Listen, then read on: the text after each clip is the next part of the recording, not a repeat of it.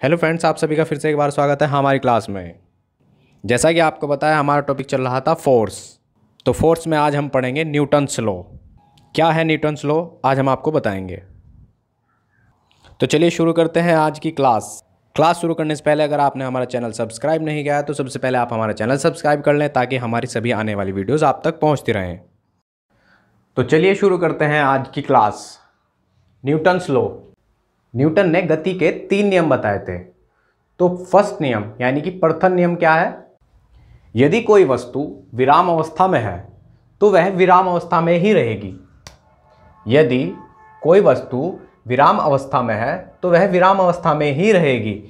यदि वह एक समान वेग से गति कर रही है तो वह एक समान वेग से गति करती रहेगी जब तक उसकी अवस्था में कोई बाह्य बल लगाकर परिवर्तन न कर दिया जाए। क्या कहा? यदि कोई वस्तु विराम अवस्था में है तो वह विराम अवस्था में ही रहेगी, और यदि कोई वस्तु एक समान वेग से गति कर रही है तो वह तब तक गति करती रहेगी जब तक कि उसकी अवस्था में बाह्य बल लगाकर परिवर्तन न कर दिया जाए। तो यह था न्यूटन का प्रथम नियम, जिसे हम जड़त्व का नियम या गैलीलियो का नियम भी कहते हैं। विराम जड़त्व। क्या है विराम जड़त्व? इसके अनुसार यदि कोई वस्तु विराम अवस्था में है तो वह विराम अवस्था में ही रहेगी। नेक्स्ट पॉइंट है गति का जड़त्व। इसके अनुसार यदि कोई वस्तु गति की अवस्था में है तो वह गति की अवस्था में ही रहेगी। जैसा कि प्रथम नियम में यानी कि फर्स्ट लॉ में बताया गया है कि यदि कोई वस्तु विराम अवस्था में है तो वह विराम अवस्था में ही रहेगी, और यदि कोई वस्तु गति कर रही है तो वह तब तक गति करती रहेगी जब तक कि उसकी अवस्था में बाह्य बल लगाकर परिवर्तन न कर दिया जाए। न्यूटन के प्रथम नियम के कुछ उदाहरण हैं। क्या क्या हैं? बस के अचानक चलने से यात्री पीछे की ओर गिर जाता है। क्यों गिर जाता है? अचानक से झटका लगने पर वो पीछे की ओर गिर जाता है। पेड़ की शाखा को जोर से हिलाने पर फल टूटकर नीचे गिर जाता है। हथौड़े में हत्थे को कसने के लिए जमीन पर मारना पड़ता है।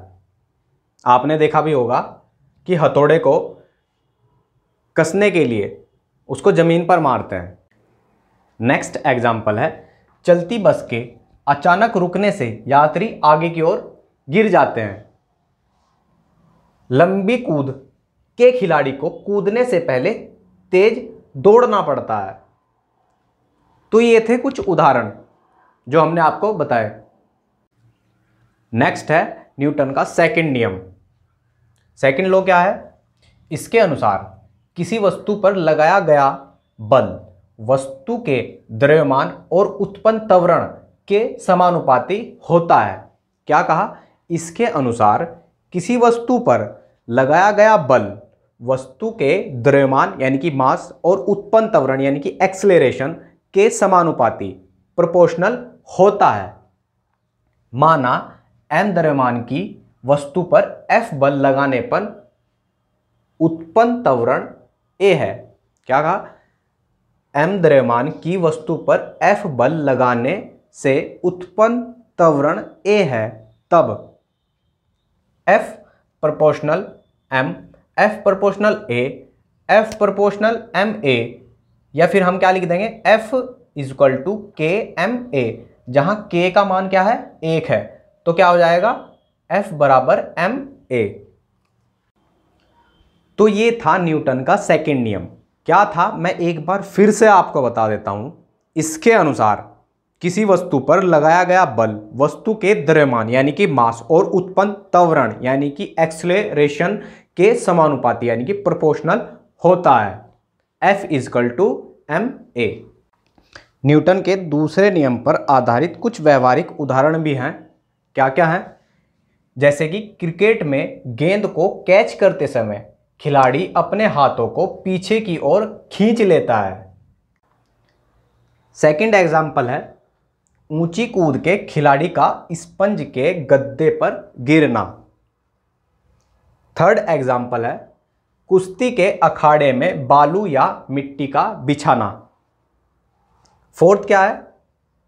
ऊंचाई से मिट्टी पर कूदने से पैरों में चोट नहीं लगती। क्या कहा? ऊंचाई से मिट्टी पर कूदने से पैरों में चोट नहीं लगती, जबकि फर्श पर कूदने से चोट लगती है। तो हमने आपको अब तक पहला नियम और दूसरा नियम और उनके कुछ एग्जाम्पल बताए। आगे है न्यूटन का तीसरा नियम। तो नेक्स्ट और लास्ट नियम है थर्ड नियम। इसके अनुसार जब वस्तु दूसरी वस्तु पर बल लगाती है तो दूसरी वस्तु भी पहली वस्तु पर बल लगाती है, परंतु विपरीत दिशा में।